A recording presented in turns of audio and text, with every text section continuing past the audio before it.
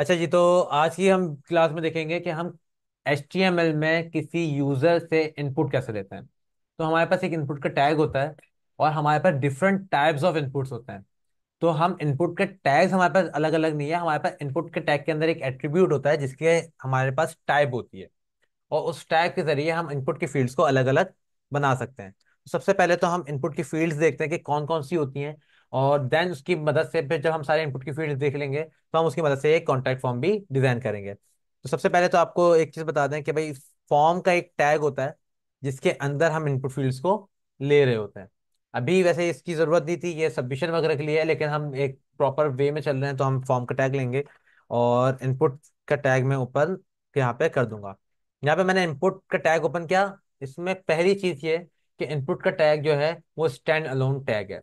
यानी ये pair tag नहीं है, यानी इसका क्लोजिंग टैग नहीं होता। ये सिंगल टैग है और इसमें बस इनपुट की वैल्यू आती है और देन टाइप यानी एट्रीब्यूट आता है। और इसके अंदर बहुत सारे अलग अलग किस्म के एट्रीब्यूट्स हैं, बहुत सारे। और वो टाइप पे डिपेंड करते हैं कि किस टाइप का एट्रीब्यूट आप यूज कर, किस टाइप का इनपुट फील्ड यूज कर रहे हो, उस हिसाब से आपके एट्रीब्यूट्स होते हैं। तो जरा देखते हैं कि हमारे पास रिजल्ट कैसे आ रहा है। तो इसको मैं गो लाइव करता हूँ और देखता हूँ कि हमारे पास क्या रिजल्ट आ रहा है। तो गो लाइव कर देते हैं और मेरे पास एक रिजल्ट आ गया है। नेव बार मेरा ऊपर बना हुआ आ रहा है जो कि मैंने लास्ट वीडियो में बनाया था। कॉन्टैक्ट अस नीचे है, मेरे पास वीडियो ऊपर है।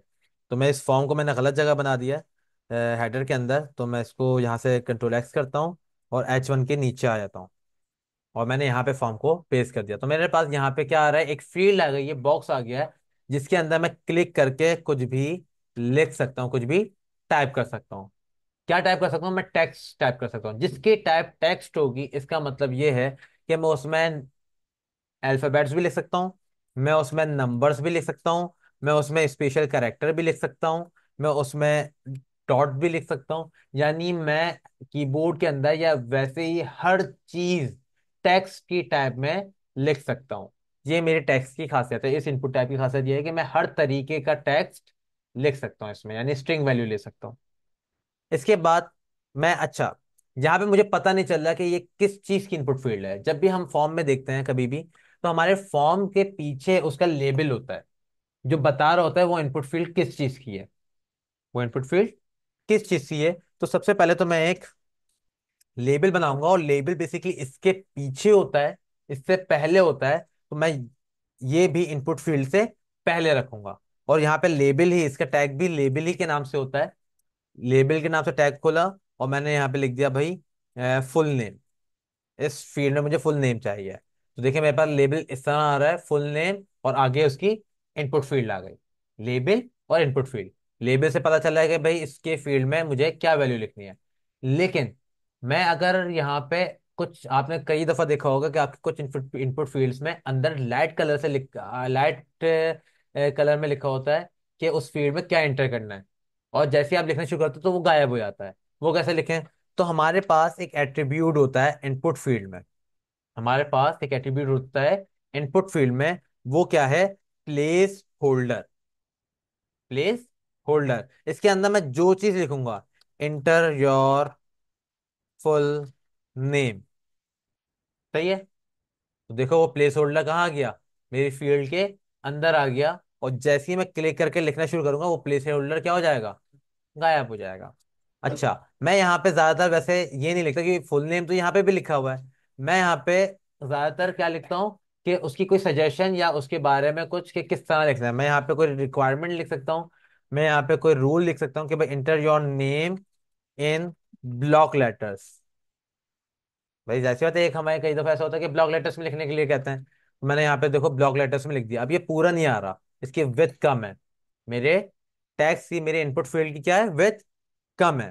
तो मैं क्या करूंगा, मैं इसकी विड्थ बढ़ा दूंगा। और हम सबको CSS आती है। तो मैं क्या करूंगा, इस इनपुट फील्ड को मैं कोई क्लास दे सकता हूँ। क्लास मैंने आपको बताया हर टैग को दी जा सकती है। मैंने क्लास दी, इसको इनपुट के नाम से क्लास दे देते हैं, इनपुट।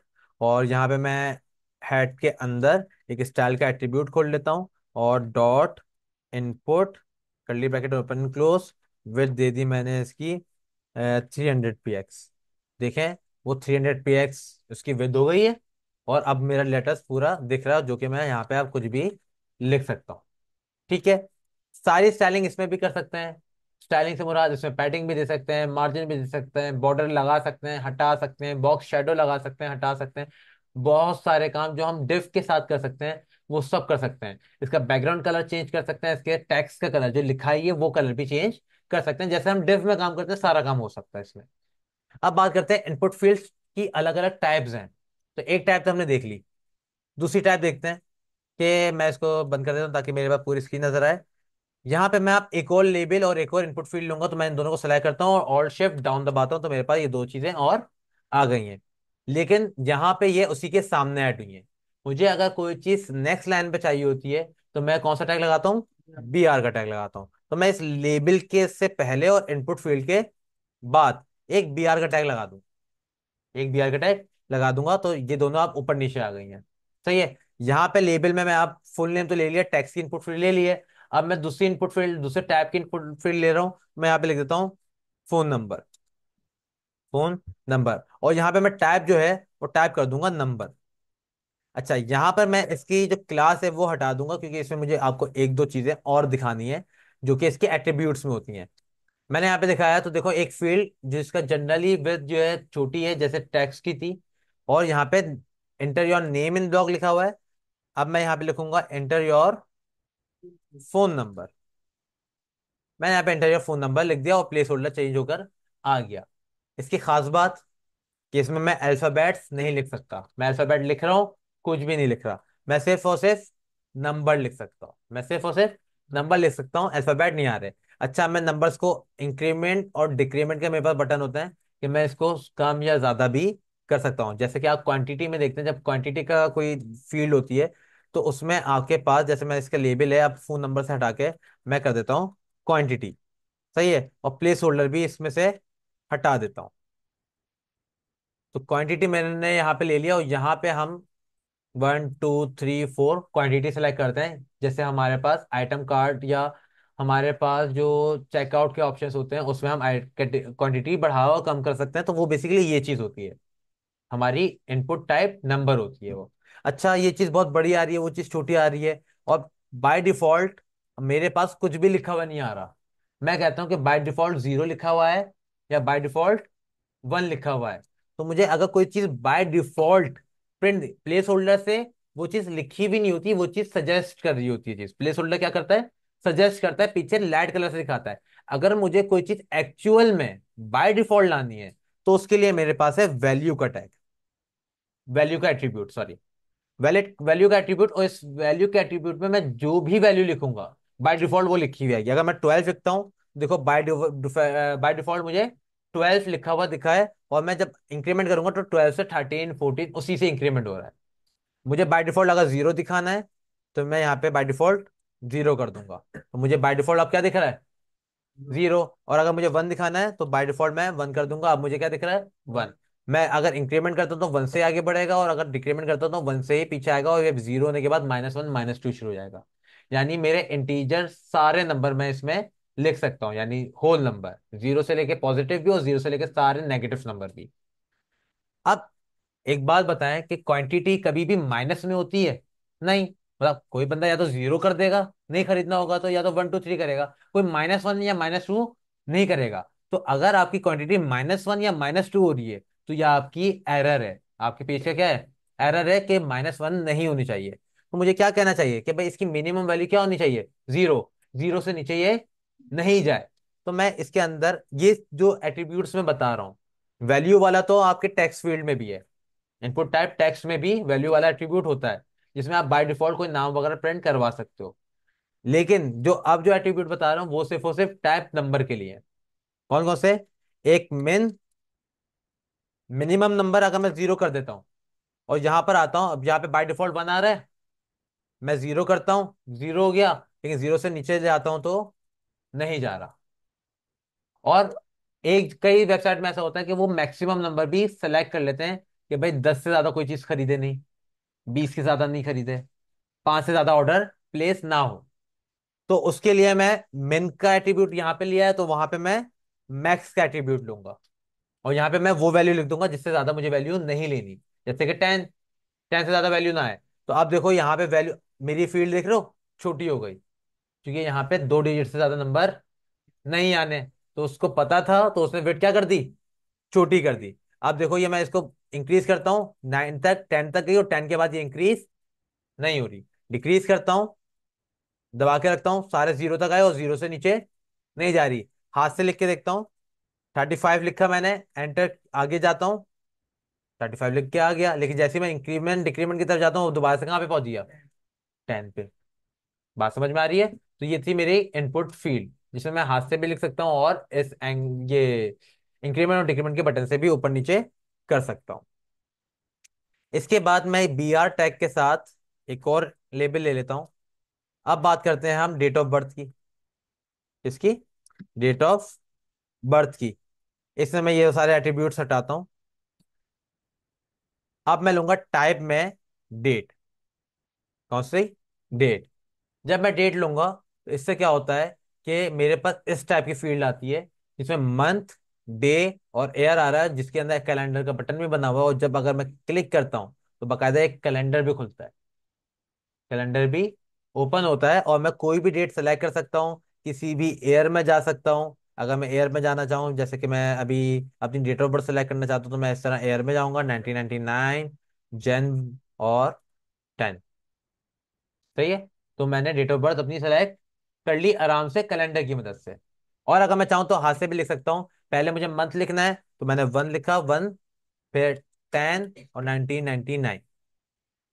ठीक है? तो मैं हाथ से जैसे ही मैं लिखूंगा, वो खुद ही अगले महीने पे चला गया। जैसे ही मैंने महीने लिखा, खुद ही वो साल पे चला गया। मैंने कोई एरो एरो नहीं दबाया। नेक्स्ट, डेट ऑफ बर्थ के बाद, अच्छा, मैं डेट ऑफ बर्थ मतलब डेट के साथ अगर कोई ऐसी चीज है जो मैं टाइम भी सिलेक्ट करना चाहता हूँ, डेट एंड टाइम, तो मेरे पास फील्ड कुछ इस टाइप की आ जाएगी, जो कि अजीब सी है। लेकिन अगर मैं डेट एंड टाइम लोकल करता हूँ, तो मेरे पास फील्ड इस टाइप की आएगी, जिसके अंदर मेरे पास डेट का भी कॉलम आएगा और टाइम का भी आएगा, जिसमें मैं डेट भी सिलेक्ट कर सकता हूँ और टाइम भी सिलेक्ट कर सकता हूँ। ठीक है? अब इसको डेट कर देते हैं सिंपल। अब बारी आती है देखने की। सिलेक्ट करते हैं अब हम एज, तो जैसे डेट ऑफ बर्थ में आएगी, और या तो नंबर में आ जाएगी। अब हम सेलेक्ट करेंगे चेक बॉक्स के थ्रू ईमेल। ईमेल करते हैं। तो ईमेल के लिए भाई मैं एक लेबल ले लेता हूँ, ईमेल एड्रेस। ईमेल एड्रेस और टाइप ईमेल। टाइप क्या ले लिया मैंने? ईमेल। ईमेल लिखने से होता यह है, देखो मैंने फॉर्म की फील्ड बनाई हुई है ना, फॉर्म में एक इनपुट मैं और ले लेता हूँ, जो कि होता है सबमिट के लिए। इनकी इनपुट टाइप सबमिट, ये बटन है बेसिकली, और ये सबमिट का काम करता है, इस फॉर्म को सबमिट करेगा। सही है? और अगर मेरी कोई ऑप्शन लगा हुआ होगा, जैसे कि कोई रिक्वायरमेंट लगी हुई होगी, या कोई टाइप चेक करनी है कि वो चीज आगे लेके जा रही है या नहीं लेके जा रही, तो मेरा वो सबमिट का बटन दबाया बताएगा। जैसे कि अगर मैं अभी सबमिट करता हूँ, तो ये सबमिट हो गया, रिफ्रेश हुआ, सबमिट हो गया। ठीक है? मैं ईमेल एड्रेस लिखता हूँ, जैसे मैंने मास लिख दिया, कोई बंदा आया, मैंने मास लिख दिया और ईमेल एड्रेस पूरा नहीं लिखा, सबमिट पर क्लिक करूंगा, मुझे क्या बोल रहा है, please include an at the rate in the email address, mass is missing an at the rate. मतलब ईमेल टाइप लिखने से वो ईमेल को ही एक्सेप्ट करेगा, इसके अलावा किसी और को एक्सेप्ट नहीं करेगा। उसको, तो वो किसी और चीज को एक्सेप्ट नहीं करेगा, ईमेल को करेगा। इसी तरह मेरे पास एक पासवर्ड भी है। आपने देखा होगा कि जब हम नॉर्मली पासवर्ड कहीं पे भी एंटर करते हैं, तो कभी भी आपका पासवर्ड डायरेक्टली शो नहीं होता, डॉट्स आते हैं। तो मैं यहाँ पे टाइप कौन सी ले लूंगा, पासवर्ड की। टाइप भी मैंने क्या ले ली, पासवर्ड की। अब ये पासवर्ड की फील्ड वैसे तो नॉर्मल दिख रही है, लेकिन अगर मैं कुछ भी लिखूंगा तो क्या आ रहे हैं,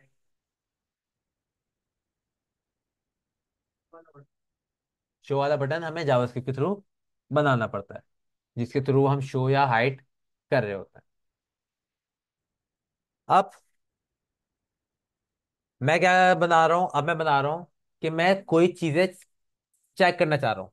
मतलब हमने देखा होगा कि हमारे पास मल्टीपल चूज ऑप्शंस होते हैं, जिसमें हम टिक करके उसको सेलेक्ट करते हैं चेक बॉक्स के थ्रू। चेक बॉक्स के थ्रू हम सेलेक्ट करते हैं। तो मैं यहाँ पे एक लेबल ले लेता हूँ, इसके बी आर को मैंने कॉपी किया, मैंने यहाँ पे लेबल ले लिया कि लैंग्वेजेस, लैंग्वेजेस। और यहाँ पे टाइप जो है वो मैं क्या लूंगा, चेक बॉक्स। सही है। चेक बॉक्स लेने के बाद एक चेक बॉक्स बना हुआ आ गया, चेक बॉक्स बना हुआ आ गया जिसपे टिक कर सकता हूँ मैं और टिक हटा सकता हूँ। सही है। चेक बॉक्स से आगे वैल्यू लिखनी है तो मैं बस इनपुट फील्ड के बाहर क्या लिख दूंगा, वैल्यू लिख दूंगा। यानी लैंग्वेजेस है तो इंग्लिश, इसी को कॉपी कर दिया मैंने, उर्दू, जर्मन, फ्रेंच,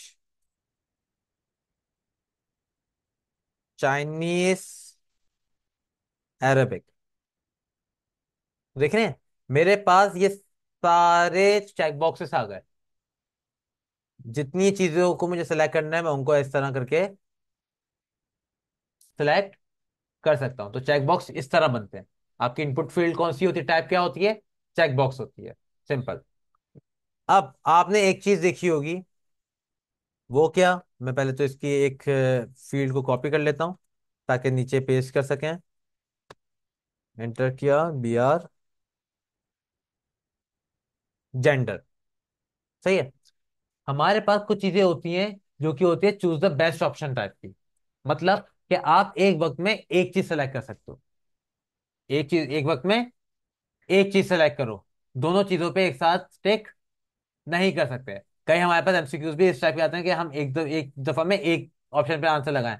और कभी कभार मल्टीपल चूज भी आते हैं कि आपके दो ऑप्शन राइट हो सकते हैं, तीन ऑप्शन राइट हो सकते हैं इन चारों में से, तो हम तीन जगहों पे टिक लगाते हैं। तो हमारे पास चेक बॉक्स जो है वो मल्टीपल टिक के लिए, और जो रेडियो बटन है वो है सिंगल टिक के लिए।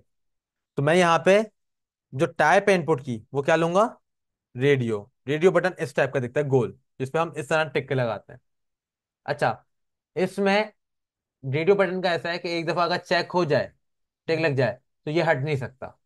जैसे चेक बॉक्स है, अगर मैं इसमें इंग्लिश में टिक लगाता हूँ, लग गया, दोबारा क्लिक करूंगा टिक हट गया। इसमें मैं क्लिक करके मैंने लगा तो दिया लेकिन क्लिक कर रहा हूं तो ये हट नहीं रहा। अब ये बस एक दूसरे में ये चेंज हो सकता है, मतलब अगर दूसरा ऑप्शन होगा तो दूसरे ऑप्शन में जा सकता है, लेकिन ये पहले ऑप्शन में से हटेगा। मतलब अब किसी एक में लाजमी आंसर मुझे देना ही देना है। सही है। तो अब एक तो रेडियो बटन मैंने लगा दिया यहाँ पर, और मैंने कहा भाई एक है मेल के लिए, एक है फीमेल के लिए। सही है, दो रेडियो बटन बना दिए मैंने। मैंने इस पे टिक किया। अब मैं दूसरे पे टिक करके देखता हूँ। मैंने दूसरे पे टिक किया, वो भी टिक हो गया। ये तो दोनों टिक हो गए। भाई मुझे इसको बताना भी तो पड़ेगा कि ये दोनों आपस में लिंक्ड हैं, मतलब ये किसी एक ही क्वेश्चन के आंसर्स है। ये मुझे इसको बताना होगा, अपने इनपुट फील्ड को बताना होगा कि ये दोनों जो रेडियो बटन है ना, ये दोनों किसी एक ही क्वेश्चन के आंसर्स हैं, ताकि वो एक वक्त में एक ही को आंसर ले, दोनों का आंसर नहीं ले सके। अभी वो इंडिपेंडेंट काम कर रहे हैं, ये रेडियो बटन अलग काम कर रहा है अपना, ये रेडियो बटन अलग काम कर रहा है, तो दोनों ही टेक हो गए आराम से। बात समझ में आ रही है। तो ये बताने के लिए हम इसके अंदर एक एट्रीब्यूट ओपन करते हैं नेम का, और इसमें नेम दे दूंगा, मैं क्या चीज सेलेक्ट कर रहा हूँ, जेंडर। तो मैंने जेंडर दे दिया, और यही सेम नेम मैं उसमें भी रख दूंगा, ताकि मेरे रेडियो बटन को पता चले कि ये दोनों जो रेडियो बटन है वो एक ही क्वेश्चन के लिए, जेंडर के लिए है। जरूरी नहीं है वो जेंडर नहीं पढ़ रहा, जेंडर की जगह आप 5 लिख दो, आप 10 लिख दो, आप ए लिख दो, लेकिन दोनों जगह वो फिर ए होना चाहिए। क्वेश्चन दोनों जगह नेम में सेम होना चाहिए। सही है, ताकि लिंक बन जाए, दोनों का क्या बन जाए, लिंक बन जाए। अब देखें, मैं मेल पे क्लिक किया, टिक हो गया। फीमेल पे करता हूं, मेल से हट गया, फीमेल पे आ गया। मेल पे दोबारा करता हूं, फीमेल से हट गया, मेल पे आ गया। अब ये एक ही क्वेश्चन के दो आंसर्स हैं, अब इनमें से कोई एक सेलेक्ट कर सकते हो आप, जो हमें नॉर्मली एमसीक्यूज में देखने को मिलता है अगर हम ऑनलाइन एमसीक्यूज का टेस्ट दें तो। अच्छा जी, ये तो हो गया। अब मैं क्या चाहता हूं, अब मैं चाहता हूं कि मेरे पास बने, हाँ फाइल, मेरे पास एक ऑप्शन होता है फाइल का। मैं इसके नीचे आता हूँ, सॉरी, फील्ड को कॉपी कर लेते हैं। आपने देखा होगा कि कई दफा आपको फाइल अपलोड करनी होती है, फाइल अपलोड करनी होती है, और उसके लिए एक बटन आ रहा होता है सेलेक्ट फाइल का। फिर आपके पास वो बॉक्स खुल जाता है और जाके आप फाइल सिलेक्ट करते हो, और ओके करते हो, वो फाइल क्या हो जाती है, सेलेक्ट हो जाती है। तो यहाँ पे मैं बोलता हूँ सेलेक्ट प्रोफाइल पिक, ये मेरा लेबल हो गया, ये मेरा लेबल हो गया। और टाइप में मैं क्या लिख दूंगा, फाइल। टैब में मैंने क्या लिख दिया, फाइल। देखते हैं मेरी इनपुट फील्ड कैसी बनी है। ये देखो एक बटन बना है और अभी क्या लिखा हुआ आ रहा है, नो फाइल चूज, मतलब अभी कोई फाइल चूज नहीं करी है। मैं चूज फाइल पे जैसे क्लिक करूंगा तो ये सेलेक्ट करने का ऑप्शन दे देगा। दे दिया समझे सेलेक्ट करने का ऑप्शन। मैं पिक्चर्स में जाता हूँ और अपने पिक्चर रिसोर्स में जाके एक फाइल सेलेक्ट कर लेता हूँ, जैसे कि मैंने सेलेक्ट कर लिया ये वाली इमेज। सही है, मैंने ये सेलेक्ट किया, ओपन किया, फाइल देखो वो इमेज का नाम आ गया यहाँ पे, फाइल सेलेक्ट हो गई। लेकिन कई दफा ऐसा होता है कि आप वेबसाइट में देखते हो कि वो सिर्फ और सिर्फ कुछ चंद एक्सटेंशन की ही फाइल को एक्सेप्ट करता है, वरना नहीं करता, और दूसरी फाइल को एक्सेप्ट ही नहीं करता। ऐसा ही है कि भाई आपकी प्रोफाइल पिक्चर जो है ना वो जेपीजी में होनी चाहिए, पीएनजी में होनी चाहिए, इसके अलावा नहीं होनी चाहिए। सही है, तो उसके लिए आप फाइल के अंदर एक एट्रीब्यूट लगाते हो। वो एट्रीब्यूट क्या है, वो एट्रीब्यूट है एक्सेप्ट का। एक्सेप्ट करना किसको, स्टैटिक डॉट जेपीजी, यानी सिर्फ जेपीजी की फाइल को, सिर्फ जेपीजी की फाइल को। अब मैं यहाँ पर आता हूँ और जैसे ही चूज फाइल करूंगा तो मुझे यहाँ पे अभी ऑल फाइल्स दिखनी है, वैसे तो नहीं दिखनी चाहिए। रिफ्रेश करते हैं इसको। मेरे ख्याल में सिर्फ स्टैटिक नहीं आता, सिर्फ डॉट जेपीजी, इस एक्सटेंशन लिखते हैं बस, हम फाइल का एक्सटेंशन लिखते हैं। अब चूज फाइल पे आता हूँ तो देखो ये पिक्चर रिसोर्सेज में कितनी सारी फाइलें थी, मुझे अब सिर्फ जेपीजी वाली फाइल नजर आ रही है, बाकी फाइलें मुझे दिखाएगा ही नहीं। जो चीज चूज कर सकता हूँ मैं, जो चीज मैं सेलेक्ट कर सकता हूँ, वही फाइल दिखा रहा है। मैं अगर बैक करता हूँ फोल्डर्स में जाता हूँ तो मुझे देखो सारे फोल्डर एम्प्टी दिखा रहा है। कोई भी फोल्डर में आता हूँ, एमएस वर्ड, सारे फोल्डर एम्प्टी हैं, जबकि इन सब में फाइल्स हैं, एमएस वर्ड की फाइल है। कैसे, ये देखो अभी जेपेग फाइल के लिए सिलेक्शन आ रही है, मैं भी ऑल फाइल करूंगा, देखो एमएस वर्ड की फाइल थी, लेकिन बाय डिफॉल्ट ये मुझे कौन सी फाइल दिखा रहा है, सिर्फ जेपैग वाली दिखा रहा है, जेपीजी।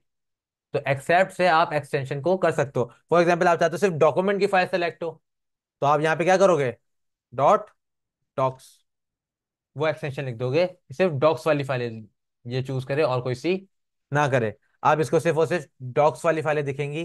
अब देखो पिक्चर में कुछ भी नहीं दिख रहा, लेकिन इतनी सारी पिक्चर्स हैं इसमें। मैं अब अपने डॉक्यूमेंट्स में आता हूँ, देखो डॉक्स वाली फाइलें दिख रही हैं सारी, सिर्फ क्लिक करके ओपन करूंगा, फाइल सेलेक्ट हो गई। क्लियर है। इसके बाद देखते हैं भाई हमारे पास और क्या रह गया। ऑल टाइप डाउन, लेबल बाद में बनाएंगे, टाइप में जाते हैं, राइट क्लिक करते हैं, कंट्रोल स्पेस। अच्छा जी, ये बड़ा बड़ा जबरदस्त है, सेलेक्ट कलर। कलर पिकर होता है कि आप कोई कलर सेलेक्ट करते हो, तो हमारे पास वो कलर पिकर भी इनपुट फील्ड से आता है। कि आप जो वेबसाइट्स में कलर पिक करके आप चीजों को चेंज कर रहे होते हो, तो वो कलर भी पिक कैसे हो रहा है, इनपुट फील्ड से हो रहा है। मैं बस टैग कौन से रख दूंगा, कलर। और ये एक्सेप्ट का एट्रीब्यूट तो फाइल का है, तो मैं इसको क्या कर दूंगा, रिमूव कर दूंगा। देखो ये कलर पिकर कैसा आ रहा है, ऐसा आ रहा है। अभी कौन सा कलर सेलेक्ट हुआ हुआ है, ब्लैक। इस पर क्लिक करूंगा, पूरा मेरे पास पैलेट ओपन हो गया। मैं कोई सा भी कलर सेलेक्ट कर सकता हूँ, और जहां तक कि मेरे पास कलर पिकर का बटन भी ओपन हो गया, जिसको मैं कहीं से भी कोई भी कलर यहां से, देखो मैंने इसके, बल्कि इस आइकन के ये वाले ब्लू कलर को मैंने पिक कर लिया। अब ये वाले आइकन का ब्लू कलर है, तो मेरे पास बटन, मतलब कलर पिकर सिंबल भी आ रहा है, फंक्शन भी आ रहा है, जिससे मैं कोई भी वेबसाइट का कलर पिक कर सकता हूँ। ठीक है, देखते हैं। इस पे क्लिक किया मैंने, ये देखो ये यूट्यूब का रेड कलर भी मैं पिक कर पा रहा हूँ, यहाँ तक कि टैब के ऊपर भी चल रहा है ये। ठीक है, तो ये चीज किससे आ रही है, सिर्फ इनपुट फील्ड में मैंने टैब क्या लिखी है, कलर, और मेरे पास ये सारी फंक्शनैलिटी आ गई। ये बाय डिफॉल्ट हैं, इसके लिए कोई एक्सटेंशन किसी चीज की जरूरत नहीं है। इसके बाद आपने एक चीज देखी होगी, जिसे कहते हैं रेंज। कई दफा हमें कुछ रेंज में देख सेलेक्ट करना होता है, 20%, 30%, 50%, 100% है। तो मैं यहाँ पे करता हूँ रेंज, और इसकी टाइप भी रेंज ही है, इसकी टाइप भी रेंज ही है। तो रेंज कुछ इस टाइप के दिखती है। अभी देखो 50% पर है इसके हैंडल, इसके हैंडल को देखो मैं इंक्रीज और डिक्रीज कर सकता हूँ। बकायदा पूरा हैंडल बना हुआ है, जिसके थ्रू मैं किसी भी लेवल पे चीजों को सेलेक्ट कर सकता हूँ, किसी भी वैल्यू को सेलेक्ट कर सकता हूँ। ठीक है। इसके अलावा और कौन सी इनपुट फील्ड्स हैं हमारे पास, देख लेते हैं। कंट्रोल स्पेस करता हूँ मैं, यहाँ पे देखता हूँ। चेकबॉक्स हो गया, colour, date, date time, email, file, hidden. Hidden का मतलब वही है कि आपकी इनपुट फील्ड होगी तो लेकिन नजर नहीं आएगी, तो बात वही है। Image, month, number, password, radio, range, reset, बेकार है। सर्च, हाँ सर्च में जब हम सर्च फील्ड जब रखते हैं, जब हम कोई ऐसी फील्ड बनाते हैं जिसको हमें सर्च के लिए यूज करना है, सर्च बार जब बनता है तो हम सर्च को रख सकते हैं। लेकिन ये काम हमारा टेक्स्ट वाले भी कर सकती है, टाइप टेक्स्ट होता है वो भी कर सकता है, क्योंकि सर्च में भी हम कुछ भी लिख सकते हैं और इनपुट में भी लिख सकते हैं। लेकिन इसमें एक नई चीज है, सर्च में, टाइप में हमारे पास कोई क्रॉस बटन नहीं आता, लेकिन सर्च में आ रहा है, देख रहे हो, क्रॉस कर रहा हूँ तो क्रॉस हो जा रहा है। और ये हर सर्च बार में आता है। गूगल में भी अगर सर्च करो तो क्रॉस का बटन एंड में आ रहा होता है, कि अगर आप कोई इस चीज सर्च नहीं करी, क्रॉस करोगे तो वो खट जाता है। बाय डिफॉल्ट है। सिर्फ टैब में क्या लिखा है मैंने, सर्च। सिर्फ टैब में मैंने क्या लिखा है, सर्च लिखा है। तो इधर मैं लिख देता हूँ सर्च बॉक्स। आप एक को इसको कॉपी कर लेते हैं। अब देखते हैं और कौन सी टाइप है हमारे पास। हम्म टेक्स्ट है, टाइम है, यूआरएल है, वीक है। सबमिट का भी हम देख चुके हैं, सबमिट का भी हमने देख लिया कि भाई सबमिट किस तरह काम करता है। तो ऑलमोस्ट हमने सारे इनपुट फील्ड्स देख लिए हैं। तो अब इसको बंद करते हैं, ये वाले को डिलीट। अब कुछ और एट्रीब्यूट्स हैं जो कि सब में होते हैं। ये वो थे जो कि हर टाइप के अपने अपने थे, जो मैंने अभी तक एट्रीब्यूट बताया। अब कुछ एट्रीब्यूट ऐसे हैं जो हर इनपुट फील्ड में लग सकते हैं। जैसे कि मैं इस टैक्स वाले पे लगा के दिखाता हूँ, या बल्कि जो छोटा है सबसे, बल्कि टैक्स वाले पे लगा लेता है। जैसे कि एक है क्लास का एट्रीब्यूट, एक है क्लास का एट्रीब्यूट, जबकि क्लास का एट्रीब्यूट ऑलरेडी लगा हुआ है। सही है, जब भी दोबारा नहीं आ रहा था। एक है क्लास का एट्रीब्यूट, एक है आईडी का एट्रीब्यूट। ये एट्रीब्यूट हर फील्ड में लग सकते हैं। एक है आईडी का एट्रीब्यूट, एक है रिक्वायर्ड का एट्रीब्यूट। किसका, रिक्वायर्ड का। इसका क्या मतलब है, अगर मैं किसी इनपुट फील्ड में रिक्वायर्ड लिख दूं तो मेरा फॉर्म तब तक सबमिट नहीं होगा, तब जब तक मैं उसके ऊपर कोई चीज लिख ना लूं, इनपुट फील्ड में कोई चीज ऐड ना कर लूं। अभी देखो, मैं अगर यहाँ पे जाऊं और इस पे सबमिट करूं तो फॉर्म रिफ्रेश हो रहा है, सबमिट हो गया। देखो यहाँ पे क्वेश्चन मार्क आ गया, मैं नॉर्मल जाता हूँ। अभी देखो क्वेश्चन मार्क, मैं यहाँ से हटा देता हूँ, नॉर्मल आ गया, मैं अभी नॉर्मल पर हूँ। जैसे सबमिट पे क्लिक करूंगा यहाँ पे क्वेश्चन मार्क आ गया, तो इसका मतलब है मेरा फॉर्म सबमिट हो गया, वैल्यूज सबमिट हो गई। अभी कोई बैकएंड नहीं है तो वैल्यूज कहीं गई नहीं। लेकिन अगर मैं यहाँ पे सिर्फ सिर्फ और सिर्फ रिक्वायर्ड लिख दूं, सिर्फ मैंने रिक्वायर्ड लिखा है, कुछ नहीं लिखा, अब ये जब तक सबमिट नहीं होगा जब तक मैं इस टैक्स को फिल ना कर लूं।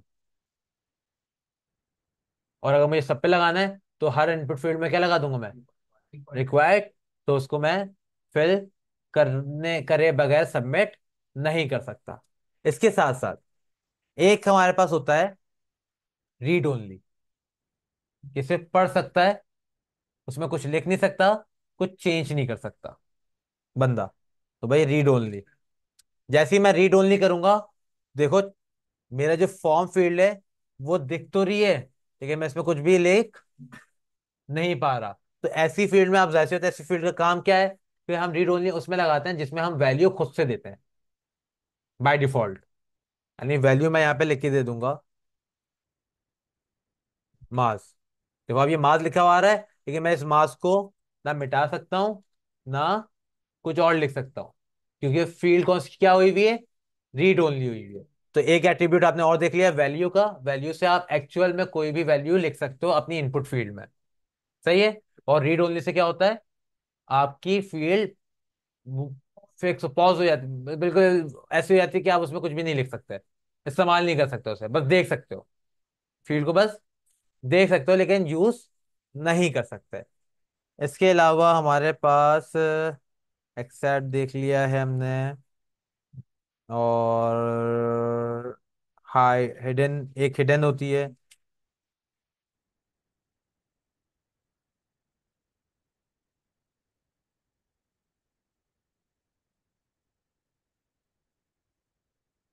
एक स्टेप होती है, स्टेप, हाँ। एक रेंज की इनपुट फील्ड का एक एट्रीब्यूट रह गया, स्टेप। मैं रेंज पे आता हूँ, मैं लिखता हूँ स्टेप। ये स्टेप बेसिकली डिपेंड करता है कि आप वो जो फील्ड है वो कितने स्टेप में फिल करना चाहते हो, कितने स्टेप में। फॉर एग्जाम्पल अभी ये फील्ड जो है ना, अपनी मर्जी से जहां पे मेरा एरो है, जिस एंगल पे एरो है वहां पे रोक सकता हूँ। कुछ फील्ड्स होती हैं कि भाई दो स्टेप में फिल होती हैं, या तो 50, 100, दो स्टेप में होती हैं। मैं यहाँ पे स्टेप कितने लिख दूं? 2। यहाँ पे 2 लिखूंगा तो अब देखो मेरी फील्ड दो स्टेप में फिल होगी। रिफ्रेश कर लेते हैं।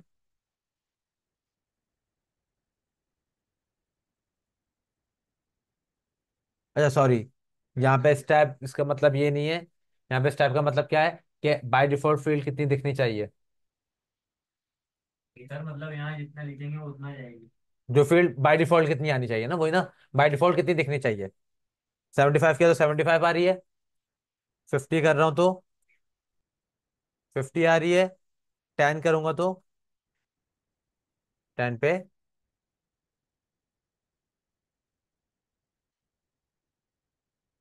वैसे यार स्टेप का मतलब वही है जो मैंने बताया था, उस वक्त चला नहीं। 5 करते हैं।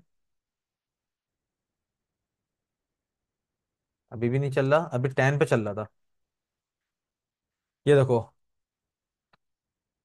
1, 2, 3, 4, 5, 6, 7, 8, 9, 10। 10 लिखा था तो 10 के स्टेप्स में ये फिल हुई। और वैसे अगर मैं इसके स्टेप्स ना लिखूं तो ये, इस पे मैं क्लिक करता हूँ और अगर आगे बढ़ाता हूँ तो ये इतने सारे बटन दबाने के बाद ये इतने थोड़ा थोड़ा सा आगे बढ़ रही है। 10 स्टेप लिखे थे तो 10 स्टेप में ये फिल हो गई थी। तो इस टाइप का मतलब वो ही है, काम नहीं कर रखा है सही से। तो ये मेरे इनपुट फील्ड्स थी जिसकी मदद से मैं कोई भी फॉर्म बना सकता हूँ। तो इस वीडियो को हम इतने ही रखते हैं, कॉन्टेक्ट फॉर्म को हम नेक्स्ट वीडियो में ऐड कर देंगे। ठीक है। सर ये